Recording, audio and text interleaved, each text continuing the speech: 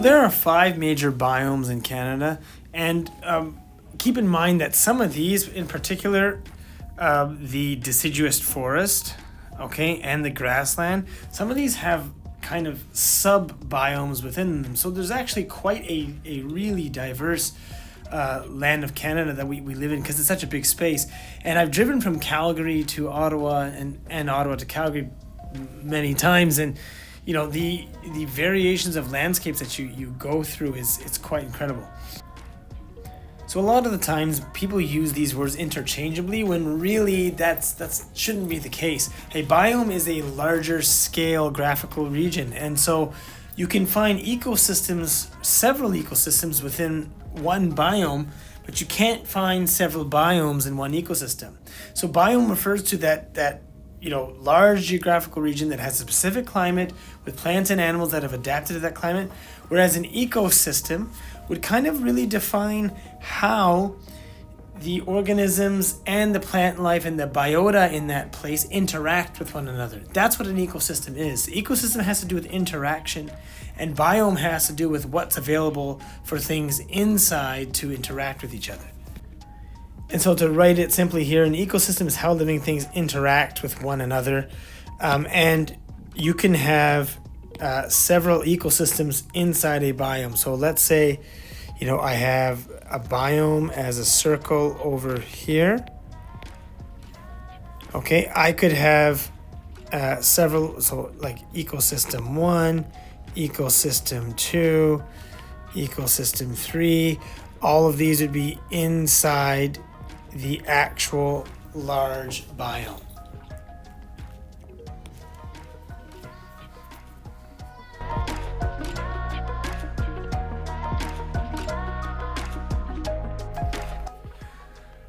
The coldest biome that we have in Canada would be the tundra, and it is derived from the Finnish word tuntura or tunturia, which means a treeless plain. Now, the real reason why it essentially remains treeless is because of the permafrost that is kind of rampant throughout this region.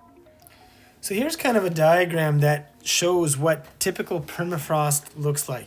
So when we say the word permafrost, we're talking about any ground that remains completely frozen at about 0 degrees Celsius or colder for at least 2 years straight.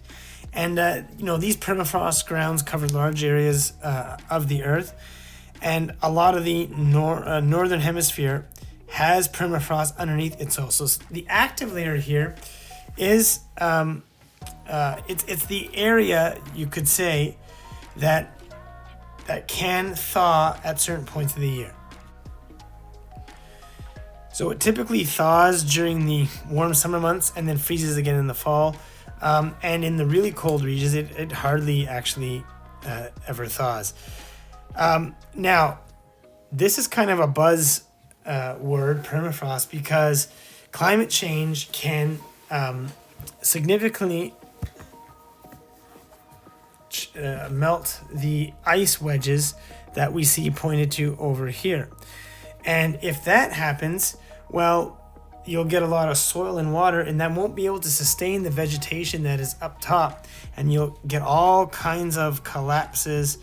And any villages that are built on permafrost, well, you can expect that infrastructure to go down as well.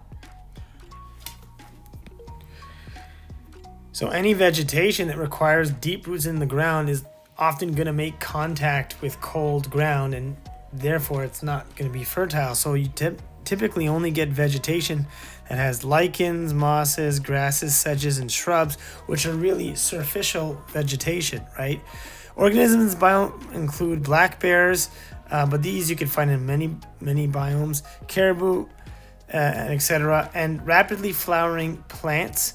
Again, only those that can bud at the surface, right?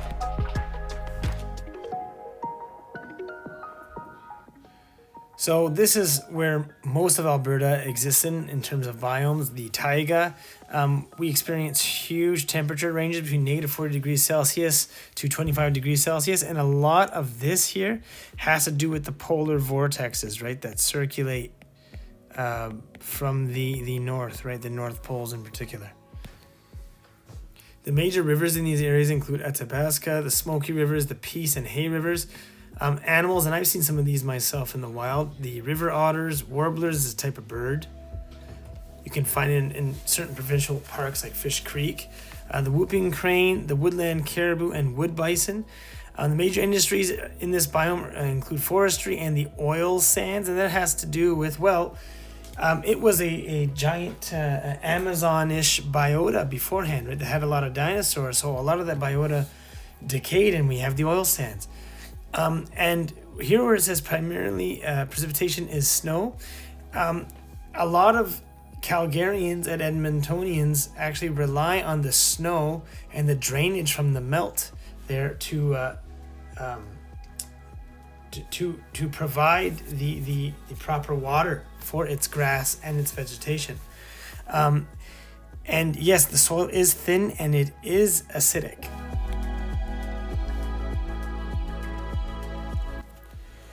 Now, the deciduous forest biome takes place mostly in southern Ontario, and I would say southern, southwestern Ontario. So you're talking about places like Toronto, Ottawa, Hamilton, etc. And the dense population of trees tend to actually add a lot of precipitation and make the summers quite humid. Okay, so we're going to write summers are humid, which means you got kind of a thick feeling of heat. Okay, the temperature range, we have reasonably cold winters and fairly hot summers. Falling leaves in the fall provide a natural compost and rich humus for undergrowth. Humus is it's not really like a topsoil, but it's an ingredient, of soil. And that comes as a result of plant and biological matter that decays, and it actually has a lot of many useful nutrients for what we would call healthy soil. So I would say over here that humus and its nutrients, right, are necessary, or we could say needed, for healthy soil.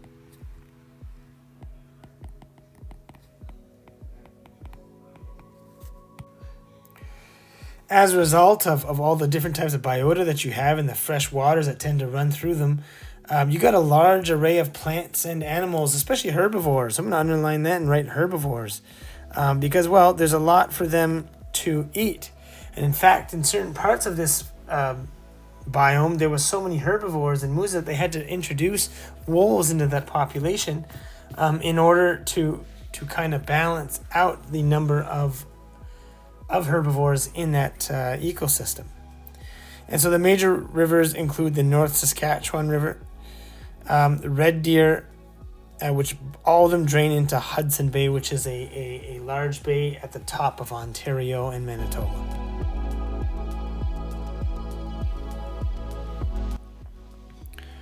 So much like the deciduous forest, the grassland biomes have hot summers and cold winters, so you end up having a lot of extreme weather. There isn't a lot of precipitation, though, so most of it comes in the spring in the form of rain. So I'm just going to write here, rain.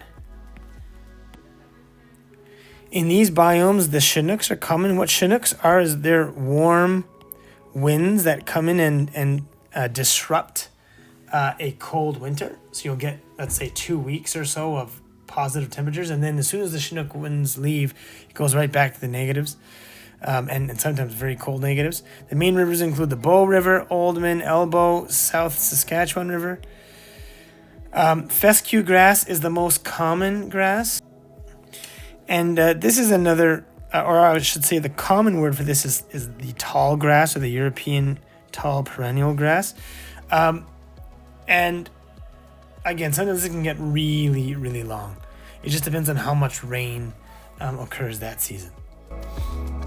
Lastly, we have the freshwater biome, and this is essentially comprised into 4 different zones. Here you have the littoral zone, which is often like the lily pads and stuff like that floating on top of the lake or the pond, whatever it is. They're not rooted to the bottom of the lake. You have the limnetic zone, okay, which is again non-root plants, but there's still some light. So over here, the lighter green area, where there is some photosynthesis that occurs because some of the sunlight does penetrate slightly in here.